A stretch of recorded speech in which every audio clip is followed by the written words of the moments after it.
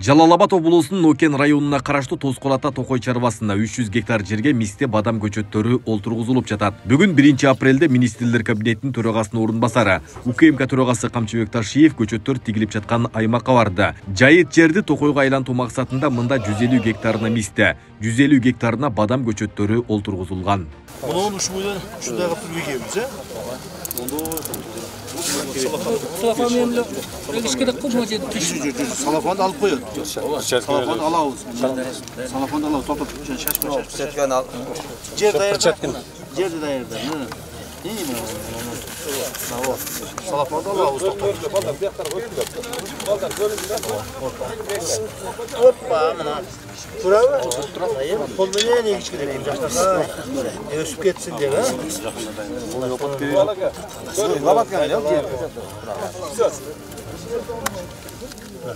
Кечине суу куюш керек. Көп куйба. Токтоп тур.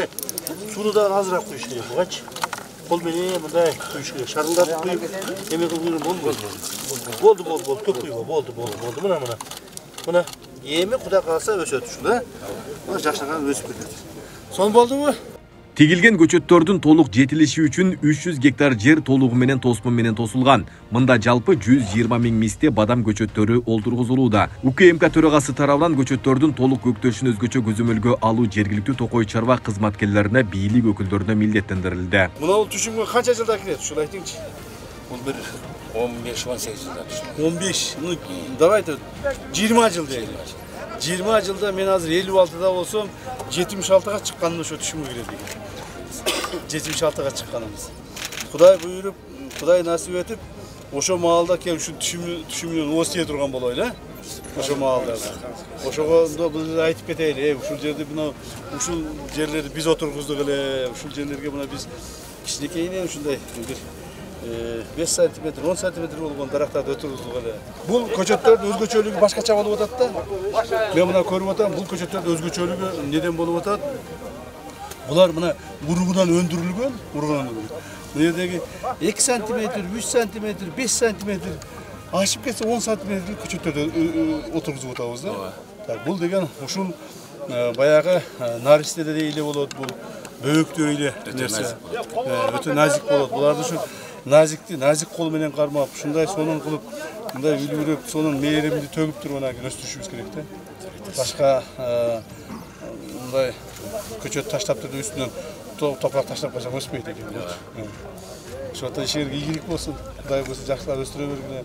Ушу кылган ишибиздин бардыгынын акыбети, ушунун мындай бир жакшылыктары эли журтубуз үчүн болсун. Камчыбек Таршиев өлкө башчысы Садыр Жапаров тарабынан коюлган тапшырмалардын алкагында Жашыл Мурас программасынын толугу менен ишке ашыруу зарылдыгына токтолду. Мына бүгүн биз дагы сиздердин айылыңыздарга келип ушул жерде урматтуу президентибиз Садыр Кожоевичтин Жашыл Мурас аттуу чоң жашылдандыруу кампаниясын улантуунун негизинде иш алып барып жатабыз. Бул жер ушул Нокен районунун Тоскол ата коругу, Токой чарбасы, Токой чарбасында турабыз. Бул жер мына айылдардан алыс жер. Алыс. Тоонун эң чокусуна келип калдык. Мына бул жерде Арсанбактын тоолорунун түбүнө келип калдык. Ушундай адырларыбызды, ушундай бош жаткан жерлерибизди жашылдандырып, Токой кылып, мындан ары өстүрүп, кийинки муундарыбызга калтырып кетүү негизги маселелердин бири болуп атат. Ошондуктан силердин жасап аткан жумушуңарга биз ыраазыбыз, жана ушуну колдойбуз. Мындан ары да мамлекет тарабынан ушундай жумуштар колдонулуп туруш керек деген ойдобуз. Өзгөчө Кырдаалдар министрлигине караштуу Токой кызматы өткөн 2024 жылы 1650 гектар жерге көчөт тиккен. Ал эми 2025 жылы 2500 гектар жерге көчөт олтургузулуу пландалган. Жашыл Мурас өнөктүгүнүн алкагында жайыт жерлерди Токойго айлантуу, ошол эле учурда жаратылыш кырсыктарын алдын алуу максатында ишке ашып жатат. Жалпы аянтты биз ушул жерге бүгүн иш чарада 300 гектар жерге көчөт отургузуу акциясын жүргүзүп атабыз. Мунун бүт бардыгы ошол урматтуу президентибиз Садыр Нуркожоевичтин Жашыл Мурас улуттук кампаниясынын негизинде министрлер кабинетинин, өзгөчө Кырдаалдар министрлигинин, жергиликтүү бийликтин колдоосу менен бүт бардык ушул иш чара иш жүзүн ашып турат. Бул жерге биз көчөттүн 2 турун отургузуп жатабыз. Бул негизинен 150 гектары бадам көчөттөрү жана 150 гектары мисте көчөттөрү. Эмне үчүн биз бул көчөттөргө токтолдук? Себеп дегенде бизде бүгүнкү күндө Токой кызматында негизги принцип отургузган ар бир көчөтүбүздүн жана өнүмдүүлүгү. Бул жерде суу жок.